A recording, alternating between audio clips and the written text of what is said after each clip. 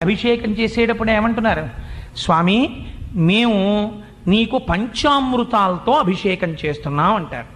పంచామృతాలు అన్న మాట వాడడానికి మనకి ఎవరు అధికారం ఇచ్చారు? పంచామృతాలు ఉన్నాయా? 5 అమృతాలు ఉన్నాయా ప్రపంచంలో? ఒకటే అమృతం.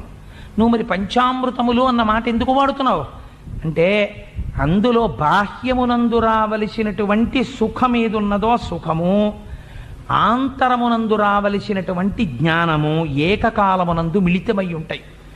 అందుకే శివలింగానికి ఏది జరగాలి అంటే కేవలము అభిషేకమే. అభిషేక ప్రియో శివ. మనం చెయ్యక్కర్లేదండి. విచిత్రం ఏమిటో తెలుసా? మనం అనుకుంటాం మనం శివలింగానికి అభిషేకం చేస్తున్నాం అనుకుంటాం. అసలు నిజంగా ప్రపంచంలో ఇంకా ఇలా చల్లగా ఉండి ఈ మాత్రం వర్షాలు పడి మనందరం ఇలా కులాసాగా ఉంటున్నామంటే కారణం ఏమిటో తెలుసా? శివలింగానికి తనంత తానుగా ప్రతిరోజు